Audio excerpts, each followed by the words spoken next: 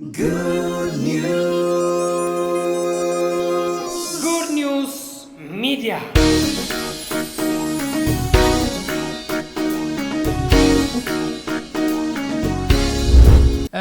ምናልባት ሳምንት ምዕራፍ 2ን በ3 ፓርቶች ከፋፍለን ብናየው ሞር እንረዳዋለን ብዬ ነበር የምታስታውሱ ከሆነ ሳምንት።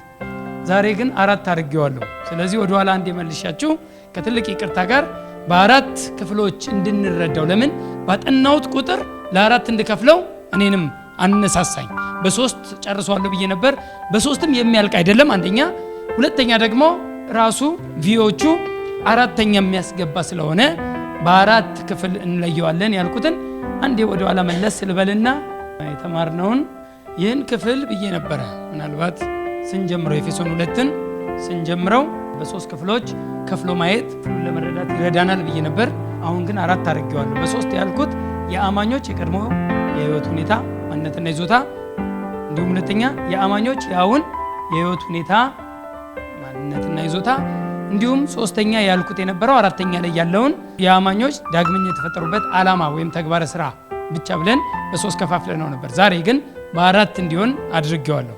ስፔሻሊ ዛሬ የምንማረው ሁለተኛው የአማኞች የአሁን ሁኔታ የአሁን የህይወት ሁኔታ ማንነትና ይዞታቸውን ዛሬ ስንማር፣ ሳምንት ግን አማኞች በእምነት የዳኑበትን ጸጋ ለብቻ ከፍለን እንድናየው ፈልጋለሁ። ለምን በኤፌሶን 2 ላይ ወይም ኤፌሶን 2ን ስናጠና ሞር ብዙ ቦታ ላይ ጸጋ ጸጋ ጸጋ እያለ ሐመር ያደርጋል። ስለዚህ የጸጋውን ባለጠግነት በደንብ አድርገን እንድናይ፣ በጸጋ ድናችኋል ሲል ቁጥር 5ም በደንብ አድርገን እንድናይ፣ እንዲሁም ደግሞ ቁጥር 8ም ደግሞ ጸጋው በእምነት አድኗችኋል ሲል በደንብ አድርገን የጸጋውን ታላቅነት የጸጋውን ባለጠግነት አጉልተንና አድምቀን እንድናይ ለሳምንት በእምነት የዳንበትን ጸጋ በእምነት የተቀበልነውን ጸጋ በደንብ አድርገን እንድንረዳ ለ4 ሐሳብ ከፋፍየዋለሁ። ሐሳብ የገባችሁ የአማኞች የአሁን የህይወት ሁኔታን ከ4 እስከ 9 ብየው ስለነበረ ዛሬ ደግሞ ከ4 እስከ 7 ስላነበብን 8 እና 9 ግን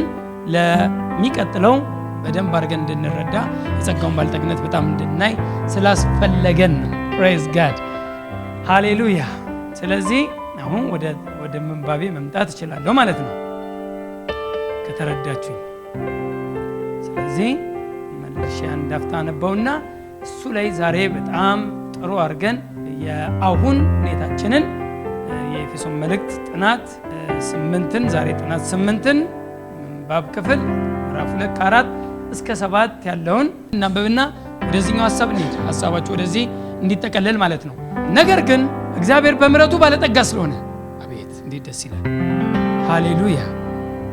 ነገር ግን ያለበትን ሐሳብ ትንሽ ወደ ላይ ብንወጣ በደንብ ይገልጽልናል። ወደ ላይ ስንወጣ ከአንድ ጀምሮ በበደላችንና በኃጢአታችን ሙታን ነበርን። ስለዚህ የቁጣ ልጆች ነበርን። የልቦናችንና የሐሳባችንን ፈቃድ የምናደርግ ነበርን። ለዲያብሎስ ፈቃድ የምንገዛ ነበርን ተብሎ ስለ ኃላፊው ጊዜያችን አሁናዊ ስለሆነው ማንነታችን ሳይሆን ስለ የፊቱ ማንነታችንን ይገልጽና ልክ 4 ላይ ሲመጣ ግን ልብ የሚያሳርፍ ንግግር ይናገራል። ምን ብሎ ይጀምራል? ነገር ግን እስቲ አንድ ሰው ነገር ግን ይበል እስቲ። ነገር ግን የሚለው እዚህ ጋር ሐሳቡ የፊተኛውን ንዶት የአሁኑን ማንነት ሊናገር ነው። በበደላችሁና በኃጢአታችሁ ምን ነበራችሁ? ሙታን ነበራችሁ። እሷን ብቻ ብናገራታው ነገር ግን ካለ ምን ሊያደርገው ነው? አሁን ሙታን አይደላችሁም። ነገር ግን እግዚአብሔር በምሕረቱ ባለጠጋ ስለሆነ ከወደደን ከትልቅ ፍቅሩ የተነሳ ሃሌሉያ፣ ከወደደን ከትልቅ ፍቅሩ የተነሳ በበደላችን ሙታን እንኳን በሆንን ጊዜ ከእርሱ ጋር ሕይወትን ሰጠን። ነገር ግን ሃሌሉያ፣ ነገር ግን ብሎ የፊተኛውን አይደንቲቲያችንን የፊተኛውን ፖዚሽናችንን አፍርሶት አሁን በአዲሱ ማንነታችንና በአዲሱ ፖዚሽናችን ወይም ስፍራችን ማንነታችንን ሲገልጽ፣ እንዲሁም ደግሞ ይህንን የአሁናዊ ማንነታችንን ያገኘንበትን ብቃትና አቅም ሲገልጽ ምን ብሎ ጀመረ? ነገር ግን አሜን። ምንማረው ነገር ግን ነው። ቁጥር 4 ሌላ እንድታዩ አልፈልግም። ነገር ግን ፕሬዝ ጋድ። ነገር ግን የአማኞች የአሁን የህይወት ሁኔታና ወይም ማንነትና ፖዚሽናቸውን፣ ስፍራቸውን፣ ይዞታቸውን ሲናገር ነገር ግን ብሎ ተናገረ።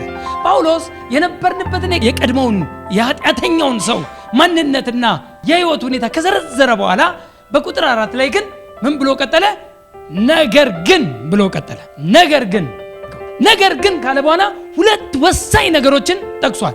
ይሄም እግዚአብሔር በምሕረቱ ባለጠጋ ስለሆነ አንድ ምሕረቱን ያሳየበት የምሕረቱን ድምቀት ምሕረትን የእግዚአብሔር ምሕረት ያጎላበት፣ ሁለተኛስ ከወደደን ከታላቅ ፍቅሩ የተነሳ አሜን።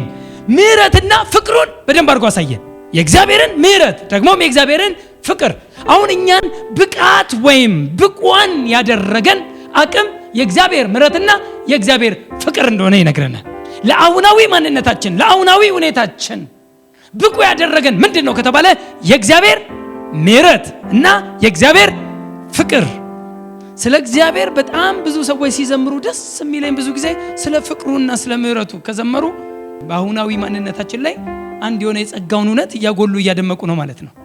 ምሕረቱ አቤት ምሕረት ሲሉ የእግዚአብሔር ምሕረት ሲያወሩ የእግዚአብሔርን ፍቅር ሲያወሩ የጸጋውን ታላቅነት ሲያጎሉት ነው፣ ሲያደምቁት ነው።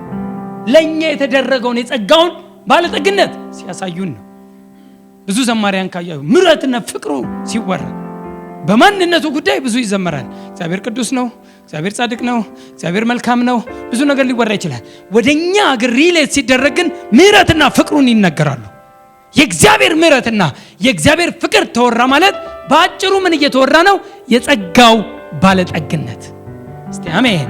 የጸጋውን ትልቅነት፣ የጸጋውን ሰፊነት፣ ለኛ ያለውን ቸርነት፣ ለኛ ያለውን ምሕረት፣ ለኛ ያለውን ፍቅር የገለጠበት የጸጋው ትልቅነትን ሲያጎላ ጳውሎስ ጥሩ አድርጎ ሲጽፍ ለኤፌሶን ሰዎች ነገር ግን አላቸው በበደላችን እኮ ምን ነበርን? ሙታን ነበርን። ሙታን በሆንን ጊዜ መቼ? ሙታን በሆንን ጊዜ ከክርስቶስ ጋር ሕይወትን ሰጠን። ሳነብ ወደ ውስጥ ስለምገባ ጥልቅ ብዬ እገባለሁ እና በደንብ ሲቆፈር ነው ወርቅ የምናገኘው። መሬቱ ከላይ ኮረኮንጅ ነው የሚገኘው አይደል? መሬት ላይ የሆነ ነገር ላገኝ ካላችሁ ከላይ ኮረኮንጅ ይገኛል። በደንብ ወደ ጥልቅ ስትገባ ወርቅ ይገኛል፣ አልማዝ ይገኛል፣ መዳብ ይገኛል፣ ዘይት ይገኛል። ወደ ጥልቀኛው ነገር ስትገባ የከበረ ነገር ታወጣል። ብዙ ጊዜ እንደዚህ ገባ ስል ምንድነው አሁን ቅድም በበደላችን እንኳን ሙታን በሆንን ጊዜ ከክርስቶስ ጋር ሕይወትን ሰጠን። እመጣለሁ። ሙታን በሆንን ጊዜ ሮሜ 5:8 ላይ ኃጢአተኞች በሆንን ጊዜ ክርስቶስን ፍቅር ክርስቶስን የምሕረቱን ጥግ የጸጋውን ታላቅነት ሲያሳይ ገና ኃጢአተኞች ሳለን ምን ሳለን ኃጢአተኞች መልካም ሆነን ነው እንደ ክርስቶስ የሞተልን። ክርስቶስ ሞቶልናል ያለው ሮሜ 5:8 ላይ ገና ኃጢአተኞች ሳለን ለኃጢአተኛው ነው የሞተው፣ ለሚሰድበው ነው የሞተው፣ ምላሹ መልካም ለማይመስል ነው የሞተው። ምንድነው የሚያሳየው? የሰውየው ሁኔታ ሳይሆን የእግዚአብሔር ሁኔታ ነው። እስቲ አንድ ሰው አሜን ይበል። እስቲ እግዚአብሔር ከሰውየው ሁኔታ አይነሳም። የሱ ፍቅር ኮንዲሽናል አይደለም፣ አንኮንዲሽናል ላቭ ነው ያለው። አንኮንዲሽናል ወደድከውም አልወደድከውም ላንተ ግን ነፃነት፣ ላንተ ግን መቆም፣ ላንተ ግን ልጅነት፣ ላንተ ግን ጻድቅ መሆን፣ ላንተ ግን አሸናፊነት፣ ላንተ ግን በእግዚአብሔር ቀኝ ለመቀመጥ ፖዚሽን፣ ላንተ ግን አይደንቲቲ እንዲለወጥ እርሱ የፍቅሩን ታላቅነት የምሕረቱን ጥግ ያሳየበት ክፍል ነው። ከኛ ሁኔታ አልተነሳም፣ ከራሱ ሁኔታ ነው። እስቲ አንድ ሰው አሜን ይበል። እስቲ ጸጋ ሲወራ እግዚአብሔር ጋር ነው የምንሄደው። ጸጋ ሲወራ አንተ የለህበትም፣ ተቆርጣል። ጸጋ የለህበትም። ለጸጋው ምንም ያዋጣው መዋጮ የለም። ሳምንት በደንብ አስተምራለሁ ለጸጋው ባለጠግነት ሲሰብክ። ነገር ግን ለጸጋው ምንም ያዋጣው መዋጮ የለም። ጸጋውን ለመቀበል ግን እምነት ያስፈልጋል ነበር። በእምነት ተቀብለነው ይሆናል እንጂ ጸጋው የሚያድነው ጸጋ የሚያድነው ምሕረት የሚያድነው ፍቅር ለኛ የገለጠው ኃይሉን አቅሙን የገለጠበት ፍቅር ለኛ ለሁላችን ሞቶ ለኃጢአተኞች ሁሉ ሞቶ ለሙታን ሁሉ ሞቶ ሕይወት እንዲያገኙ ለሁሉ የሞተበትን ፍቅር ግን ሜትሩ ሁል ጊዜ ከእግዚአብሔር ነው የሚለካው። ከእግዚአብሔር እንጂ ከኛ የሚለካ ምንም የለም። ለጸጋው ትልቅነት፣ ለጸጋው አቅም፣ ለጸጋው ኃይል፣ ለጸጋው ጉልበት ከኛ የሚመተረው ምትር የለም። ምሕረቱና ፍቅሩ እኛን ሙሉ አናረገን። እስቲ አሜን። የእግዚአብሔር ፍቅሩን ገለጠ፣ መውደዱን ገለጠ። መውደዱን ሲገልጥ በሞት ነው የገለጠው። መውደዱን የልብ ቅርጽ አድርጎ ጦር አድርጎ አይደለም የገለጠው። ፍቅሩን የገለጠው በሞት ነው። እስቲ አሜን። ፍቅሩን አብ የገለጠው አንድያ ልጁን ለሁሉ በመስጠት ነው። ይሞት ብሎ ፊቱን በማዞር ነው። ፊቱን እንኳን እስኪያዞርበት አብ እሱን ማየት አይችልም። የዓለም ኃጢአት ሁሉ እሱ ላይ ተቀምጧል። እንዴት ብሎ ይኸው ኃጢአትን ማየት አይችልም? አብ ፊቱን አዞረ። ክርስቶስ እስኪሞት አንድያ ልጁን እስኪሰጥ ድረስ ዓለሙን እንዲሁ መውደዱን ገለጠ። ሃሌሉያ! ኢየሱስስ ሕይወቱን በመስጠት ነፍሴን ተቀበል በማለት የኔ ፈቃድ አይሁን ያንተ ፈቃድ ይሁን ብሎ የሚገባውን ጽዋ ሁሉ በመጨለጥ ለእኛን ለማዳን የሚከፈለውን ታላቅ ክፍያ ሁሉ ፍቅሩን የገለጠው በሞት ነው። ሃሌሉያ! በሞት ፍቅሩን ገለጠ፣ በምሕረቱ ባለጠጋ ስለሆነ። አሜን። ነገር ግን ሁልጊዜ ኤፌሶንን ስታነቡ ካሁን በኋላ ነገር ግን ከመጣችባችሁ እግዚአብሔር በምሕረቱ ባለጠጋ ስለሆነ፣ ሃሌሉያ! በምሕረቱ ባለጠጋ ስለሆነ ከወደደን ከታላቅ ፍቅሩ የተነሳ በበደላችን እንኳን ሙታን በሆንን ጊዜ ሙታን ያደረገን ምንድን ነበር? በደል፣ ኃጢአት እኛን ሙታን አድርጎናል። አሁን ግን ጽድቅ ደግሞ እኛን ሕያዋን ሊያደርገን ነው። እስቲ አንድ ሰው አሜን። በደል ወይም ኃጢአት ሙታን ካደረገን ጽድቅ ምን አድርጎናል? ሕያዋን አድርጎናል። ወይም ሕያው ስለሆንን ጸድቀናል። ገልብጦት እንደፈለጋችሁ ያው ነው ወሬው። እግዚአብሔር ከምሕረቱና ከታላቅ ፍቅሩ የተነሳ ሙት ማንነታችንን በሕይወት ቀየረው። ሃሌሉያ! የጸጋው ስጦታ የሆኑትን ምሕረቱንና ፍቅሩን ለእኛ በመግለጹ ከሞት ወደ ሕይወት አሻገረን፣ ተሻገረን። ከሞት ወደ ሕይወት። እስቲ አሜን። አዎ፣ ከሞት ወደ ሕይወት የተሻገርነው በምሕረቱ ነው። ድልድዩ ምሕረቱ ነው። ድልድዩ ፍቅር ይባላል። እኛን ወዶን ነው። ሃሌሉያ! ከሞት ወደ ሕይወት አሻገረን፣ ፍቅሩን ገለጠልን፣ ሞቶ እኛን ሕያዋን አረገን። ፕሬዝ ጋድ ሃው ወንደርፉል! እኛን ለማዳን የከፈለው የጸጋው ስጦታ ፍቅር ይባላል። የጸጋው ስጦታ ምሕረት ይባላል። ምሕረቱ ነው። አንድ ሰው የሆነ ጥፋት አጠፋና እባክህ ማረኝ ይላል። እባክህ ማረኝ በዚህ ጥፋት፣ በዚህ በደል ምሕረት አይገባም ማለት ነው። ምሕረት እኮ ለተገባው አይደለም ማለት ከምሕረት በላይ ጸጋም ይባላል። ምሬ ያለው የሚባለው ለሚገባው ነው። የሚገባው እኮ ምሕረት የማይገባው ምሕረት በቃ ምሬ ያለው ከተባለ በቃ አጥፍተሃል፣ ግን ምሬ ያለው ወስደህብኛል፣ ግን ካሁን በኋላ አላስበውም ምሬ ያለው ስትል ምሕረት ለማይገባው ሰው የሰጠው አቅም ነው። ልክ እንደ ጸጋ ደግሞ ከዚህ የባሰ ይከራል። የማይገባው ሰው የሚሰጥ ሞገስ ሲባል ደግሞ የባሰ የሚከር ደግሞ አለ። ወይ ምሕረት የሚባለው ለማይገባው ሰው የሚሰጥ እና የጸጋ ስጦታ ነው። እንግዲህ ምሕረቱም ፍቅሩም የጸጋ ስጦታ ነው። አሜን። ቁጥር 5 እዛው ላይ ከወደደን ከትልቅ ፍቅሩ የተነሳ ይላል። ዋው! ከወደደን ከትልቅ ፍቅሩ የተነሳ በበደላችን ሙታን እንኳን በሆነ ጊዜ ከክርስቶስ ጋር ሕይወት ሰጠ።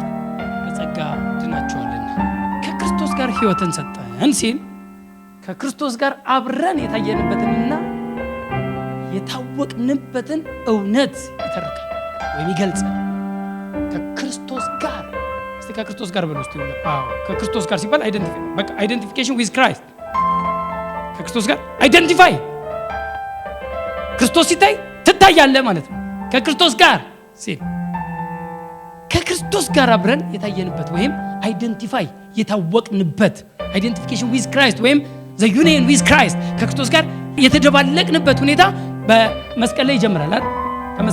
መስቀል ላይ ይጀምራል። ከክርስቶስ ጋር አብረን የታየነው የት ነው ቢባል በኃጢአት ከክርስቶስ ጋር ታየን። አንዴ ክርስቶስ ለኃጢአት ሲከፍል ኃጢአተኛውን ሁሉ ይዞት ሞተ።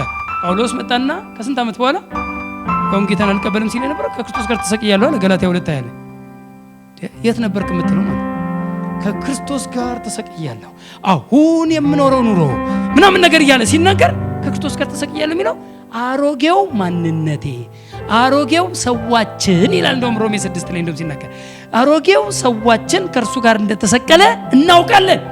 አሮጌው ሰው የሚባለው አዳማዊው ማንነት ከክርስቶስ ጋር ምን ብሏል? ሞቷል። የሞተ ምን ይላል? ይቀበራል።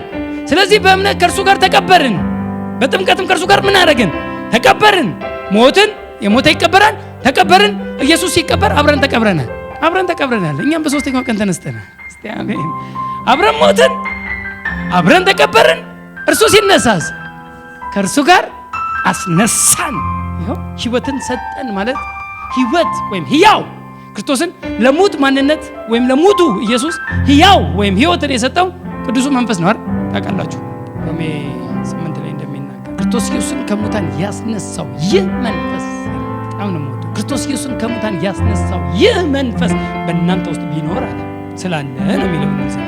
በእናንተ ውስጥ ስላለ ለሚሞተው ሰውነታችሁ ደግሞ ህይወትን ኢየሱስን ከሙታን ያስነሳው ይህ መንፈስ በእናንተ ስላለ እስቲ አሜን። ክርስቶስን ከሙታን ያስነሳው መንፈስ ከሙታን ያስነሳው ማለት ሞት ሆኖ ነበረ ሕያው ያደረገው ህይወትን የሰጠው መንፈስ ለኛ ምን ሰጥቶናል? ህይወትን ሰጥቶናል። የህይወት መንፈስ ነው የሚባለው አንዱ ይሄ ነው። ክርስቶስ እኛን ይዞ በመስቀል እንደሞተ ሞቶም አልቀረም፣ እኛን ይዞ ከሞት እንደተነሳ ሃሌሉያ፣ እኛንም ይዞ በአብ ቀኝ እንደተቀመጠ ወይም ከእርሱ ጋር አብረን በአብ ቀኝ እንደተቀመጥን ልናውቅ ይገባል። ክርስትና ይሄ ነው። ክርስትና ይሄን መረዳት ነው። ክርስትና ይሄን ማወቅ ነው። ክርስትና ክርስቶስ ሞተ፣ ተቀበረ፣ ተነሳ የሚለው ማወቅ ነው። ለምን ሞተ፣ ለምን ተቀበረ፣ ለምን ተነሳ የሚለውን ካላወቀ ግማሽ ይሆናል። ምክንያቱም ለምን የሚለው ውስጥ እናንተ ትታያላችሁ። ለምን ሞተ? ስለ ኃጢአታችን። ለምን ሞተ? ለምን ተነሳ የሚለውን ጥያቄ ስጠይቅ እኛን ስለማጽደቅም ሮሜ 8:24 እና 25 አይደል?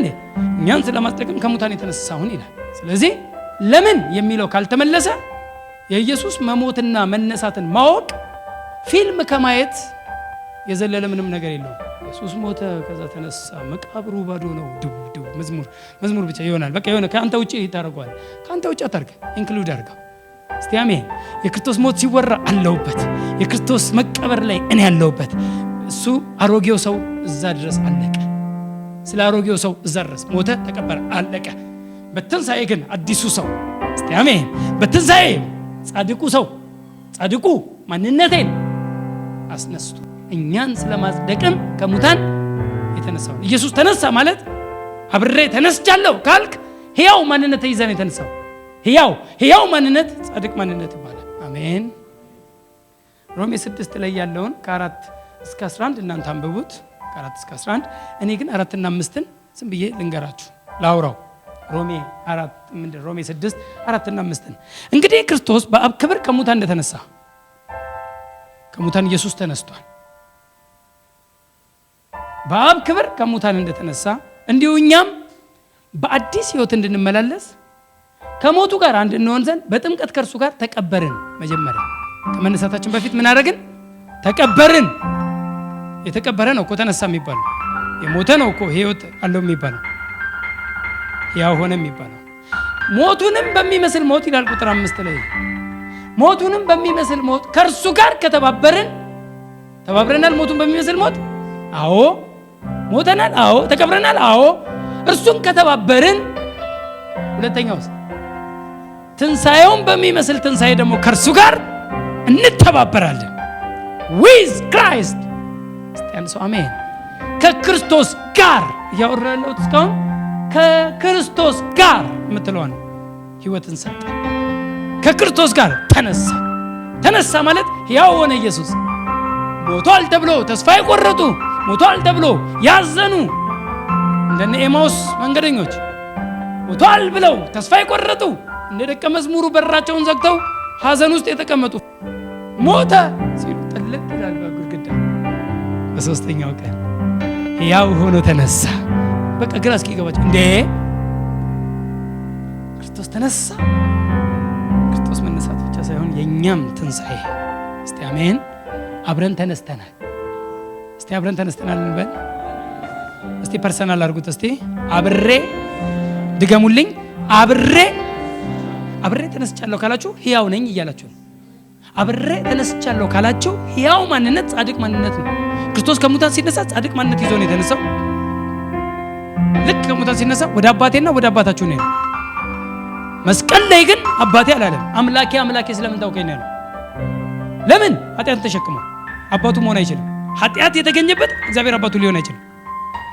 ኃጢአትን ስለተሸከመ ኃጢአትን ስለወሰደ ያለምን ኃጢአት ሁሉ ኃጢአትን ይዞ አባቴ ቢል ይሄ ሁሉ ኃጢአተኛውን በዓለማችን የሞላው ኃጢአተኛ ሁሉ እግዚአብሔርን አባቴ ቢል ልክ ነው።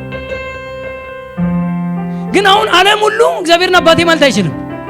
ለምን? ኃጢአተኛ ልጅ የለውም። እግዚአብሔር ያለው ያው ወይም ጻድቅ ልጅ ነው። እስቲ አሜን። ስለዚህ ልጄ የሚለው እግዚአብሔርም ዳግመኛ የተወለዱትን ነው። አባት ብለው የሚጮሁትም ዳግመኛ የተወለዱትና ቅዱሱን መንፈስ በልባቸው የተቀበሉ ናቸው። ይህን ማንነት የያዘ ሰው እግዚአብሔር አባቴ ነው ማለት ይችላል። ስለዚህ ኢየሱስ ከሙታን ሲነሳ የመጀመሪያ ያለው ወደ አባቴና ወደ አባታችሁ አላረኩምና አትንኪኝ ቆይ አላት። ወደ አባቴ ደግሞ የኔ አባት ብቻ አይደለም ማለት አሁን ዘጋው የእናንተም ሆነ። እስቲ አንድ ሰው አሜን። ፕሬዝ ጋድ። እቺን ህይወትን ትንሽ ልጨምርላችሁ። ከክርስቶስ ጋር ህይወትን ሰጠን በደም እንዲገባ። ለሙታን ከህይወት ውጪ ሌላ እርዳታ አያስፈልጋቸውም። በቃ ባጭሩ ለሞተ ሰው ምንድነው የሚያስፈልገው? ምግብ ያስፈልገው፣ ልብስ ያስፈልገው። እስቲ ዘንጥ ብለህ ለሞተ ሰው ፈለገ ከረባት ብታረግለት፣ ፈለገ ብታዘንጥ፣ ሽቶ ብታረግለት፣ ይሁን ቀለበት ብታደርግለት፣ ጸጉሩ ቢሰራ ቢፈረዝ እንደኔ ብንፈርዝ ምን ብታረግ ለሞተ ሰው ምንም የፈለገ ስፔሻሊ ለሞተ ሰው ህይወትን የሚሰጥ አንድ አካል ብቻ ነው እግዚአብሔር። ለዚህ ነው የጸጋው ታላቅነት። ሕያው ላይ ሲወራ የጸጋው እግዚአብሔር ህይወትን መስጠት የሚችል እግዚአብሔር ብቻ ነው።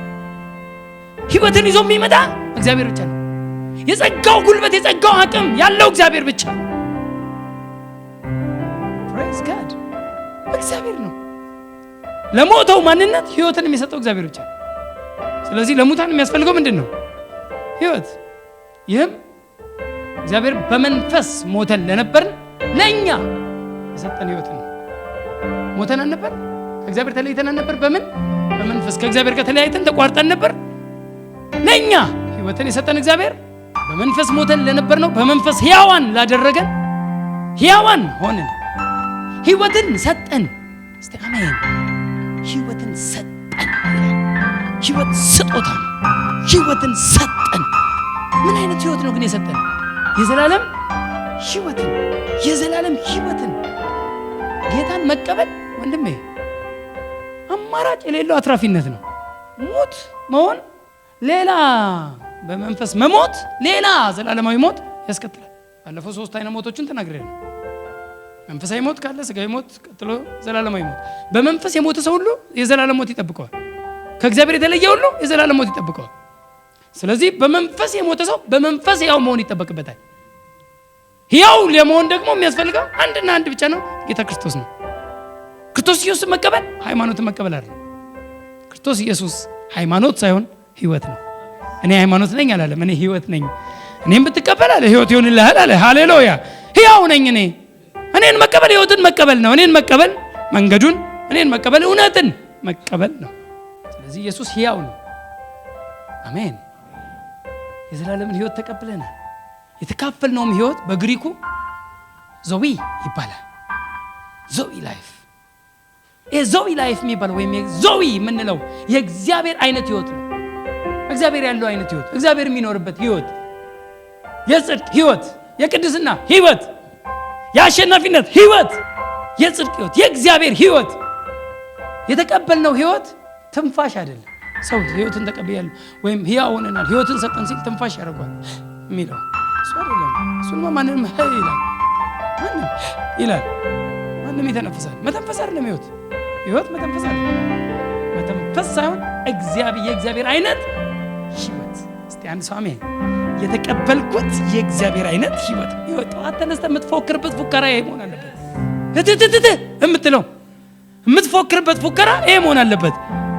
እትትት እኔ የተቀበልኩት የእግዚአብሔር ህይወት ነው። ከዛ ግጥም ይመጣልሃል ብራዘር፣ በዛው መቀጠል ነው። የእግዚአብሔር ህይወት ነው። እግዚአብሔር የሚኖርበትን አይነት ህይወት እኔ ምን ብያለሁ? ተቀብያለሁ። ጠዋት ተነስተህ ዝም ብለህ ነጋ ደግሞ አትበል። መስታወት ፊት ላይ ቁምና ሃሌሉያ ማንነትህን አውራ። የእግዚአብሔርን ህይወት ተቀብያለሁ። ጻድቅ ነኝ እኔ፣ ቅዱስ ነኝ እኔ፣ አሸናፊ ያ ህይወት አሸናፊነት ህይወት ነው። የማሸነፍ ህይወት፣ የሚሸነፍ ህይወት የለንም። የወደመ ህይወት የለንም። የከሰረ ህይወት የለንም። ከሰርክ ስትባል እኔ መክሰር አልችልም። አይ ካንት ኪሴ ውስጥ ገንዘብ ማነስ ነው መክሰር። መክሰር የነበረኝ ንብረት መጥፋት ነው። ቤቴ ንብረቴ ሁሉ መቃጠሉ ነው መክሰር። ምንድነው እሱ? ሰው ዓለምን ሁሉ ቢያተርፍ እኮ አለ ነፍሱን ግን ቢያጎድል ምን ይጠቅመዋል አለ። በዜሮ የተባዛ ነው። ምን ይጠቅመዋል? ዓለም ሁሉ ያንተ ቢሆን፣ በዓለም ያለው መኪና፣ በዓለም ያለው አውሮፕላን፣ በዓለም ያለው ቤቶች ሁሉ ያንተ ቢሆን፣ ሰው ዓለምን ሁሉ ቢያተርፍ ማለት ይሄ ሁሉ የሱ ቢሆን ነፍሱን ግን ቢያጎድል ምን ይጠቅመዋል? በዜሮ የተባዛ ምን ይጠቅመዋል? ኪሳራ ማለት ክርስቶስን አለማወቅ፣ ክርስቶስን አለመቀበል፣ ክርስቶስ ኢየሱስን አለመቀበል፣ ዳግም ልደትን አለማግኘት ነው ኪሳራ። እኔ አልከሰርኩም፣ እኔ አትርፌያለሁ። ጌታን ያስቀበሉን ሰዎች ግንባራቸውን ሰማቸው። ጌታ እንድትቀበል ምክንያት ያደረጉን ሰዎች፣ ምክንያት የሆኑትን ከክርስቶስ ጋር ያስተዋወቁህን ያጨባበጡህን ሰዎች ምንም ብትሰጣቸው፣ ምንም ብትከፍላቸው፣ ምንም ብታደርግላቸው መርካት ማትችል አትራፊ አድርገውሃል።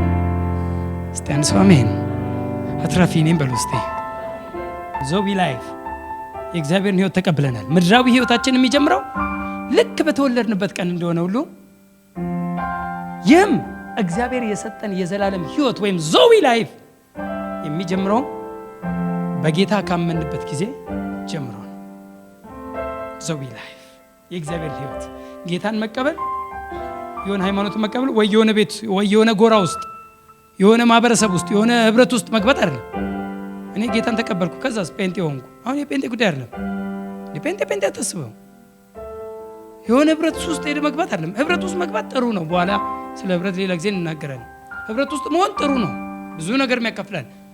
ግን አንተ ግን ከሰው ጋር ህብረት ከማድረግ በፊት ከእግዚአብሔር ጋር ህብረት አድርገሃል። የታረቅከው ከእግዚአብሔር ጋር። ቀጥሎ ደግሞ መስቀል ወደ ላይ ብቻ አይደለም ይላሉ፣ ወደ ጎንም አለው። ከወንድሞችም ጋር ደግሞ ህብረት ያስፈልገናል። ከእግዚአብሔር ጋር ብቻ ሳይሆን ከወንድሞችም ጋር ወደ ጎን። ይኸውም በክርስቶስ በማመን በዳግመኛ ልደት ወይም አዲስ ፍጥረት በመሆን ጻድቅ መሆንን ይገልጻል። አሁን ይህንን ህይወት ጀመርን ስንል፣ ይህንን ህይወት ተቀበልን ስንል በዳግመኛ ልደት ወይም በዳግመኛ ውልደት፣ ዳግመኛ ተወልደን ነው። ዳግመኛ ልደት ነው። መወለድ አይደለ ወደዚህ ዓለም ያቀላቀለን። ወደዚህ ዓለም ያስገባን ምንድን ነው? መወለድ። ወደ እግዚአብሔር ዓለም ስም ያስገባ መወለድ። ዳግመኛ ስንወለድ ወዴት እንገባለን? ወደ እግዚአብሔር መንግስት። ዮሐንስ 3 ላይ ሄዱና ይሁ ዳግመኛ ካልተወለድኩ ወደ እግዚአብሔር መንግስት አትገባም። በመወለድ ትገባለህ ነው። ስትወለድ እዛኛው ዓለም ውስጥ ትገባለህ። ዳግመኛ ውልደት ወደ እግዚአብሔር መንግስት ያስገባል። የእግዚአብሔር መንግስት ውስጥ ገብተናል። አሁን የእግዚአብሔር መንግስት እና መንግስተ ሰማያት ይለያያል። የእግዚአብሔር መንግስት ውስጥ በክርስቶስ በማመን ገባን። የእግዚአብሔር መንግስት ጽድቅ፣ ሰላም በመንፈስ ቅዱስ የሆነ ደስታ ናት እንጂ መብልና መጠጥ አይደለችም። እሱ ህይወት ውስጥ ገብተናል። አሁን እሱን ህይወት አግኝተናል። ጽድቅን ተቀብለናል። ሰላምን ተቀብለናል። በመንፈስ ቅዱስ የሆነ ደስታም አለን። መንግስት ወደ እግዚአብሔር መንግስት የገባ ሰው ሁሉ መንግስተ ሰማያት ይገባል። አሜን። ኢየሱስ አንዴ ሲናገር ስለ ራሱ እኮ ነው። የእግዚአብሔር መንግስት በዛም አይደለችም በዛም አይደለችም፣ እነሆ በመካከላችሁ ናት ይላል። በመካከላችሁ ናት ሲል ሲፈልጉ ነበር። ይሄኔ የቱ ጋር ናት? እሱም ያወራው ራሱን ነው። የት አለች? እዛም አይደለችም፣ ቦታ አይደለም ማለት ነው። የእግዚአብሔር መንግስት ፐርሰን ነው። that's Christ, that's him. praise God. ዳግመኛ ልደት፣ ዳግመኛ መወለድ፣ አዲስ ፍጥረት መሆን። አዲስ ፍጥረት ስንሆን ጻድቅ ማንነትን መቀበል፣ ማውራው በደንብ እንዲገባችሁ ፈልጋለሁ። ማንነትና ይዞታ ወይም ማንነትና ስፍራ። ማንነታችን ተለውጧል፣ ስፍራችን ተለውጧል። አሁናዊ ማንነታችሁ ምንድነው? ማንነታችን ምን ይባላል? ጻድቅ ይባላል።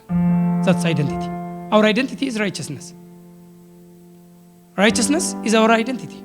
ጽድቅ ማንነታችን ነው። አሁን ማንነቴ ሕያው ማንነት፣ ጻድቅ ማንነት፣ ቅዱስ ማንነት፣ ብሩክ ማንነት። እስቲ አሜን። በዚህ በጻድቅ ማንነት ውስጥ ያሉ የጽድቅ ፍሬዎች ወይም የጽድቅ መገለጫዎች ሁሉ የኛ ማንነታችን ናቸው። ፖዚሽን ሲባልስ አሁን ስፍራ ድሮ ከሰይጣን በታች ትረገጥ ነበር፣ የሱን ፈቃድ ታደርግ ነበር። አሁን ግን ፖዚሽኔ ተቀይሯል፣ በአብ ቀኝ ሆኗል። ሃሌሉያ! አድራሻዬ ተቀየረ። ሕያው ስሆን አድራሻዬ ተቀየረ። ሕያው ስሆን እጨምርላችሁ እሷን እግዚአብሔር ክርስቶስን ሕያው አድርጎ ከሙታን ሲያስነሳው እኛንም ከእርሱ ጋር ሕያው አድርጎ አስነስቶናል። አማኞች የክርስቶስ አካል አድርጎ አስነስቷቸዋል። አማኞችን ሁሉ የክርስቶስ አካል አድርጎ አብሮ ከእርሱ ጋር አስነስቷቸዋል። ኤፌሶን 1 ከ20 እስከ 23 ያለውን ሂዱ ነምሩ በደንብ ግልጽ። ባለፈው ምዕራፍ 1ን ሳስተምር ይህን ስናገር ነበር። ክርስቶስ ሲነሳ ከ20 ጀምሮ ክርስቶስን ከሙታን ሲያስነሳው ከአለቅነትና ከስልጣንም ከኃይልም ከጌትነትም ሁሉ በላይና በዚህ ዓለም ብቻ ሳይሆን ነገር ግን ሊመጣ ባለው ዓለም ሁሉ ሃሌሉያ ሊመጣ ባለው ዓለም ደግሞ ከሚጠራው ስም ሁሉ በላይ በሰማያዊ ስፍራ በቀኙ ሲያስቀምጠው ያቸውም በቀኙ ሲያስቀምጠው ፖዚሽን አወራ። ክርስቶስን አስነሳው አለና አስነስቶት የታስቀምጠው በቀኙ ሲያስቀምጠው። እስቲ አንድ ሰው አሜን። መነሳት ተነሳው ስትል አድራሻ አለ። ኢየሱስ ተነሳ ሲባል የተቀመጠ በአብ ቀኝ ተቀመጠ። ይሄው በግልጽ የኛን ደግሞ 2:7 አሁን እንመጣለን። ኢየሱስን ሲያስነሳው የታስቀመጠው በአብ ቀኝ፣ እኛም ስንነሳው 2:7 ላይ ከእርሱ ጋር አስቀመጠን። እስቲ አሜን። ስለዚህ የኢየሱስ የተቀመጠበት ስፍራ የኛም አድራሻ ነው። ለምን ሲባል we are the body of Christ። እኛ የክርስቶስ ምን ስለሆንን? አካል። ክርስቶስስ የቤተ ክርስቲያን ራስ። ክርስቶስ የቤተ ክርስቲያን ራስ፣ ቤተ ክርስቲያን የክርስቶስ አካል። ሁሉንም ከእግሩ በታች አስገዛለት። ቁጥር 22 ከሁሉ በላይም ራስ እንዲሆን ለቤተ ክርስቲያን ሰጠው፣ እርሷም አካሉና ሁሉን በሁሉ የሚሞላ የእርሱ ሙላቱ ናት። ይሄን ካወራ በኋላ ነው 2 የመጣው 2:6 እና 7። ይሄን ካወራ በኋላ ምዕራፍ 1ን ሲጨርስ ወደ ምዕራፍ 2 ሲመጣ ግን እዛ ጋር አንድ ላይ ስለማመነሳት ነው ያወራው። አሁን ያወራ ነው ስለ ክርስቶስ መነሳት። ልክ 2 ላይ ሲመጣ ግን ስለኛ መነሳት። እስቲ አሜን። ስለኛ መነሳት። ክርስቶስ ተነሳ ብቻ ቢሆን ምዕራፍ 1 ብቻ ቢሆን ኖሮ ሙሉ አይሆንም ነበር። ክርስቶስ ተነሳ። ለምንድን ነው የተነሳው? ለምንድን ነው የተነሳው? ለምንስ ሞተ? መጀመሪያ ለምን ሞተ? የሞተበት ዓላማ እኛን ካላማከለ፣ የተነሳበትም ዓላማ እኛን ካላማከለ ኢየሱስ ሞተ ተነሳ ከፊልም ያለፈ አይሆንም። እየመጠጥ ከንፈር ያለ ማለት ነው። ክርስቶስ ከንፈር እየመጠጡ ማየት አለ። በጣም ብዙ ክርስቲያኖች ወይም ብዙ ሰዎች ሲምፓቲ ነው። ሲምፓቲ እና ኢምፓቲ ይለያያል። ሲምፓቲ ከንፈር መምጠጥ ነው፣ ማሳዘን ነው፣ ሲያሳዝን። ኢምፓቲ ግን የዛ ጫማ ውስጥ መግባት ነው። ከንፈር እኛ ገብተናል። እስቲ አሜን። ስለዚህ ከሁሉ ምን አለ? በሚመጡት ዘመናትም በክርስቶስ ኢየሱስ ለኛ ባለው ቸርነት ከሁሉ የሚበልጠውን የጸጋውን ባለጠግነት ያሳይ ዘንድ ከእርሱ ጋር ምን አደረገን? አስነሳን። በክርስቶስ ኢየሱስ በሰማያዊ ስፍራ ከእርሱ ጋር፣ አሁንም እስቲ አሜን፣ ከእርሱ ጋር አስቀመጠን፣ ከእርሱ ጋር አስነሳን፣ ከእርሱ ጋር አስቀመጠን። ይሄ የጻድቁ ማንነት ነው። የጻድቅ ማንነት ፖዚሽን ነው። የአሮጌው ሰውስ ወይም አሮጌው ሰዋችንስ ከእርሱ ጋር ተሰቀለ፣ ከእርሱ ጋር ተቀበለ። ቅድም እንደነበርኩት ከእርሱ ጋር ተሰቀለ፣ ከእርሱ ጋር ሞትን፣ ከእርሱ ጋር ተቀበርን። አዳም ይባላል። አሮጌው ሰዋችን፣ ኃጢአተኛው ማንነታችን፣ በበደላችንና በኃጢአታችን ሙታን የሆነው ማንነታችን ከእርሱ ጋር ሞተ፣ ከእርሱ ጋር ተቀበረ። አሁንስ ከእርሱ ጋር ስንነሳ ጻድቅ ማንነት፣ እስቲ አሜን። ጻድቁ ኃጢአተኛው ማንነት የአሮጌው ሰው ሳይሆን አዲሱ ሰው፣ አዲሱ ሰው ነው ከክርስቶስ ጋር የተነሳው። ከክርስቶስ ጋር አዲሱ ሰው መወራት አለበት። አሜን። ከእርሱ ጋር አስነሳን። ኢየሱስን ከሙታን ምን ሲያደርገው አለ? ቅድም ኤፌሶን 1 ሲያስነሳው ከምን በላይ?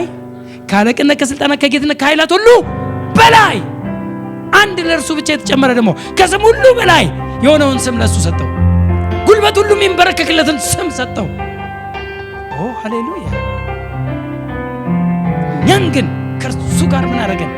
አስነሳን። እርሱን አስነሳው። ሲያስነሳው ከአለቅነት፣ ከጌትነት፣ ከኃይላት፣ ከስልጣናት ሁሉ ሊመጣ ካለው ስም ሁሉ በላይ የሆነውን ስም ሰጥቶ በቀኙ ሲያስቀምጠው ክርስቶስን ከሙታን አስነሳው ማለት ወይም ተነሳ ማለት በአብ ቀኝ ተቀመጠ ማለት። በአብ ቀኝ ተቀመጠ ማለት ከምን በላይ? ከጌትነት፣ ከአለቅነት፣ ከኃይላት፣ ከስልጣናት ሁሉ በላይ አስቀመጠው። በአብ ቀኝ መቀመጥ ማለት ከምን በላይ መሆን ነው? አሁን ካልኩት ከአለቅነት፣ ከጌትነት፣ ከስልጣናት፣ ከኃይላት ሁሉ በላይ። እስቲ አሁንም አሜን። ከምን በላይ ሆኗል ማለት ነው ኢየሱስ ክርስቶስ በአብ ቀኝ ሲቀመጥ? ድገሙት። ሃሌሉያ። ከአለቅነት በላይ፣ ከኃይላት በላይ፣ ከስልጣናት በላይ፣ ከጌትነት ሁሉ በላይ በቀኙ ሲያስቀምጠው እነዚህ ሁሉ አለና በቀኙ በአብ ቀኝ ኢየሱስ ተቀመጠ ማለት ከነዚህ ሁሉ በላይ ተቀመጠ ሆነ ማለት ነው። እኛንስ ከእርሱ ጋር ምን አደረገን? አስቀመጠን። የት ነው ኢየሱስ የተቀመጠው? በአብ ቀኝ። እኛስ የት ተቀመጥን? በአብ ቀኝ። አብረን ነው ከእርሱ ጋር። ስለዚህ እኛ በአብ ቀኝ ከተቀመጥን ከምን በላይ ነን? ከአለቅነት፣ ከጌትነት፣ ከስልጣናት፣ ከኃይላት ሁሉ በላይ። በአብ ቀኝ መቀመጥ ማለት አንዱ እና ዋነኛው ትርጉም የስልጣን ስፍራ ነው። ባለስልጣን ነው። ጠላት እንዲህ ሊያረግሽ፣ ጠላት ሊውጥሽ፣ ሊገባል ምናምን ነገር የሚባል አሁን አማኝን በአብ ቀኝ የተቀመጠውን ቅድም እንደው ምን አለ? ሁሉን ከእግሩ በታች። እግሩ ማን ነው? አካሉ ማን ነው? ቤተ ክርስቲያን። እስቲ አንድ ሰው አሜን። አካሉ የክርስቶስ ቤተ ክርስቲያን ማለት የክርስቶስ አካሉና ሁሉም በሁሉም የሚሞላ የእርሱ ሙላቱ ናት አለ። ሁሉን ከእግሩ በታች ካለ ከቤተ ክርስቲያን በታች አስገዛለት። ሁሉ የተገዛው ለማን ነው? ለቤተ ክርስቲያንም ነው። እስቲ አሜን። ክርስቶስ ምንድን ነው? የአካሉ ራስ። ቤተ ክርስቲያንስ የክርስቶስ አካል። ቤተ ክርስቲያን ማለት ኤክሌሲያ የሚለው ቃል ተጠርተው የወጡ ህዝቦች፣ ሰዎች እንጂ ቤተ ክርስቲያን ይሄ ጉልላት ወይም ህንፃ በቦለቄት የምትገነባው ህንፃ አይደለም። ቤተ ክርስቲያን ሰዎች ናቸው። ከጨለማው ወደሚደነቀው ብርሃን የመጡ ሰዎች ናቸው። ቅዱሱ መንፈስ በውስጣቸው የሚያድር ሰዎች ናቸው። ህንፃ ውስጥ ቅዱሱ መንፈስ ምን ይሰራል? አሁን እኛ ሁላችን ከዚህ ስንወጣ እዚህ ውስጥ ቅዱሱ መንፈስ ምን ይሰራል? ምንም አይሰራም። እግዚአብሔር መንፈስ አንተ ውስጥ። እስቲ አሜን። አዎ ስትገቡ ይዛችሁት ገባችሁ። ደግሞ በመካከላችሁ ስላለ ስንሰበሰብ በመካከላችን ይሆናል። ስንወጣ እኛ ውስጥ ፐርሰናል ይዘን እንወጣለን እንጂ ህንፃ ውስጥ ምን ይሰራል? ድሮ ህንፃ ውስጥ ነበር። ለዚህ ነው ህንፃውን የሚስሙት የሚሳለሙት። ድሮ ህንፃ ውስጥ ነበር ክርስቶስ ከመሞቱ በፊት። ሲሞት ግን የቤተ ክርስቲያን መጋረጃ ለሁለት ተቀደደና ከመጋረጃ ጀርባ ተደብቆ የነበረው በታቦቱ አማካኝነት የእግዚአብሔር ማንነት የእግዚአብሔር ሕልውና ከቤተ መቅደሱ ወጣ። ሰው በሰራው ህንፃ ውስጥ ሳይሆን እጄ በሰራው ውስጥ እኖራለሁ ብሎ። እስቲ አንድ ሰው አሜን። እጄ በሰራው ፕሬዝ ጋድ። የእግዚአብሔር መንፈስ በእናንተ ውስጥ አለ። ሃሌሉያ ፕሬዝ ጋድ። ለእኛ ድነት የተገለጠውና ከሁሉም የሚበልጠውን የጸጋውን ባለጠግነት በኤፌሶን መልእክት ላይ ስለ ጸጋው ታላቅነት በተደጋጋሚ የሚናገረው የድነታችን ጉልበትና ስጦታ ስለሆነ ነው። ከእግዚአብሔር ለእኛ የተገለጠ የፍቅሩና የምሕረቱን ልብ ለሰዎች ሁሉ የገለጠበትን በመሆኑ ይህንን ሳምንት በደንብ እናያለን። በጥናት 9 ላይ በእምነት የተቀበልነውን ታላቅ ጸጋ እናያለን። እዚች ጋር ግን በሰማያዊ ስፍራ የምትለውን ብቻ ፖይንቷን ልንካል። በሰማያዊ ስፍራ ከክርስቶስ ጋር መቀመጥ በዋናነት ከፍተኛ የስልጣን ቦታን ነው የሚያሳየው። ጥናት 6 ላይ ከዚህ በፊት አሁን ጥናት 8 ነው ዛሬ ያየነው።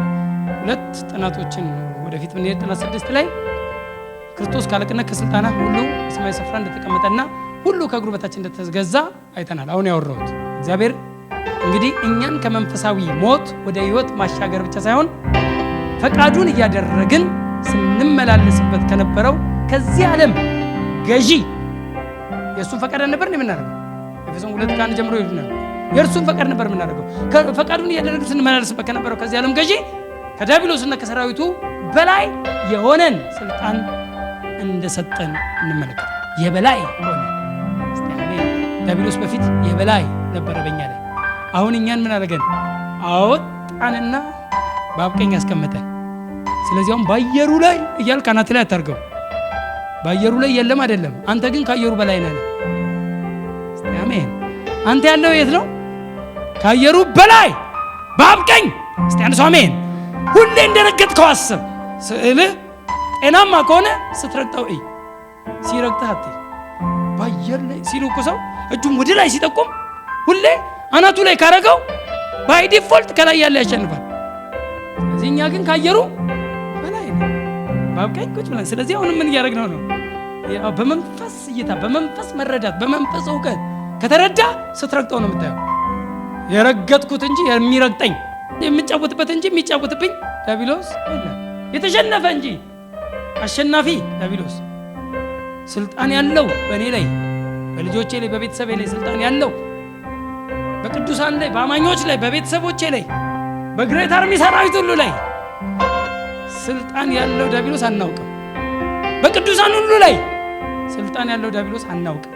ቲቪ እስቲ ክፈት ውስጥ ስልጣን ወርድ የሚወራው ከየት እንደመጣ የማይታወቅ ስልጣን ደርበውልታል። ጠላት እንዲህ ሊያረግሽ፣ ሊያጠፋት፣ እንትን ሊያረጋት ምናምን ነገር እንዲህ አለኝ፣ ልገላት ነው ይለኛል ይላል። እንዴት ሰማህ? አንተ መንፈስ ቅዱስን መስማት ነው ያለብህ እንጂ ዲያብሎስን በምን እንደምሰማው። ልገላት ነው ይለኛል፣ ላጠፋት ነው ይለኛል። ዛሬ ግን አይገላትም አይደል ወገኖች? አሜን። ጫጫታ አይደለም፣ እውቀት ነው ነፃ የሚያወጣ። እኛ ከዲያብሎስ ስልጣን በላይ ነው። ዲያብሎስ ምን ያለ ነው? የተሸነፈ።